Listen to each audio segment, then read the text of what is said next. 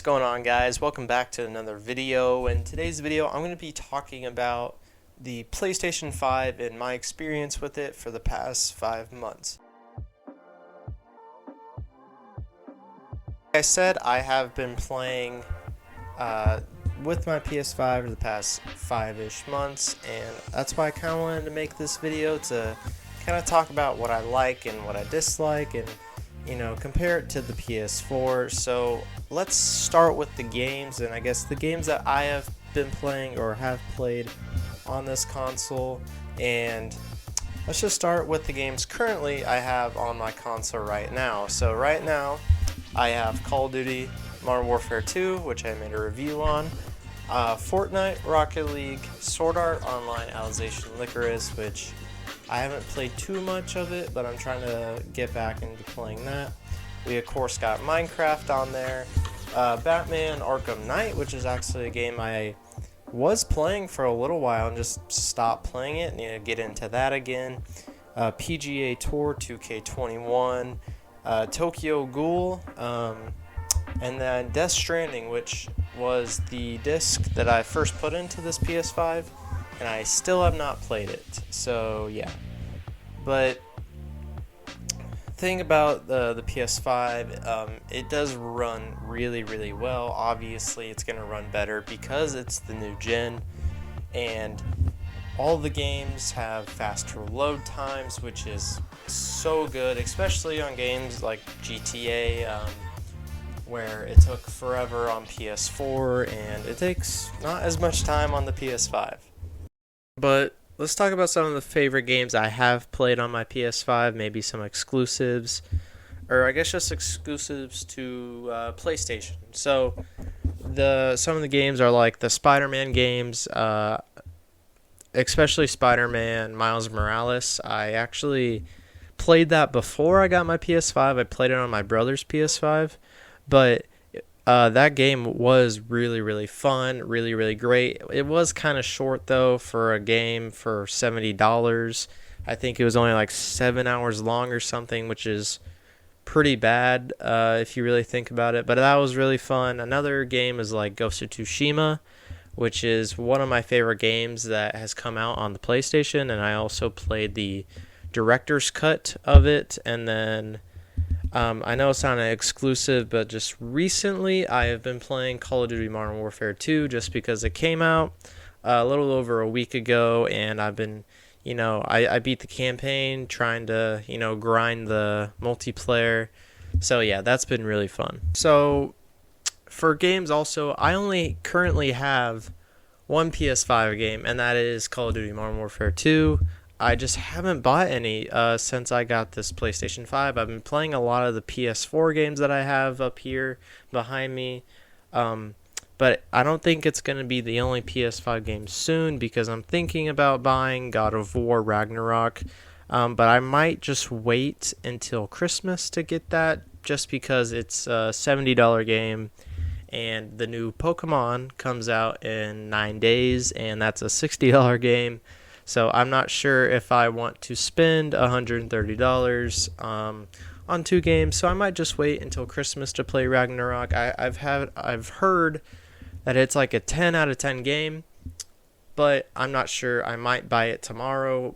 I don't know. But if I do buy it, I will probably make a review over it eventually, if or when I beat it, because I did play the original, or I guess on the PS4 God of War, and it was pretty good, so I'm pretty excited for that sequel.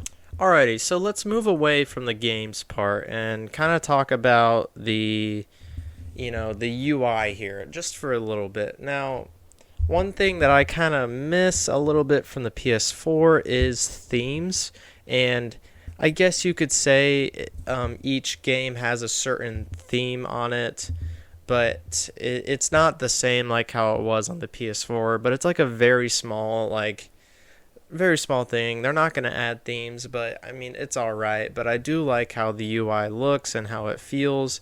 You have one tab for the games and then one tab for the media, which is pretty nice. And then, if you hover over a game, it will show the cover art and have special music, which is pretty cool. So overall, I do really like the UI. I like how, if you just press the button once here, it brings up. I actually don't know what they call it, the taskbar. I don't know, but it shows, all of the, your music, the downloads, all of that good stuff down there. It is one thing that is kind of weird though is they switched it up on the PS4. If you hold down the power, or not the power button, the PlayStation logo. Excuse me. If you hold down the PlayStation logo, for just press it once, it goes to the home page, and then if you hold it down, it goes to the side menu. But it's different on the PlayStation 5 for some reason. They switched it up. I'm not sure, but might as well talk about the controller while it's in my hands. I actually grew a liking to this controller because I have not I didn't ever really touch it before I got my PS5, except when I played Miles Morales, but I still wasn't, like warmed up to it. But I do really like it now. It feels more like a Xbox controller, but with like Wii stuff in it, or like Nintendo stuff in it. Because it has like all the rumble and stuff, which is pretty cool, which you can actually like experience in Astro's Playworld. But to like continue with the controller, one thing that I really like is the colors that they have on the controllers, and also of the back plates of the system that you can buy. I haven't bought any, but I do really like all the colors, where it's like you have black, you have pink, purple, blue, and then white. I think that's all the colors you have, but they are really nice. The controllers are $74 though, I think, or like $70, which is pretty expensive though.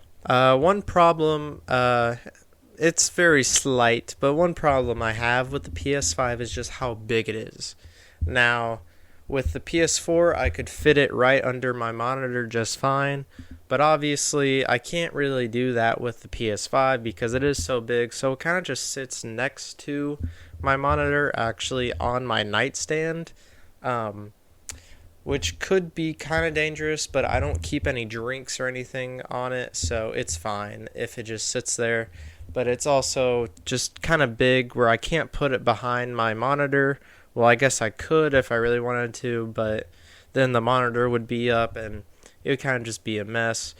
But that is just one of the problems with the PS5. It's just kind of big. One of the small things I really like about the PS5 is the capturing system and the capture gallery, but especially on your phone, because if you have the PlayStation app, all of the clips you saved go to your phone on the app, which I really like, because then I could just look at the clips whenever I want.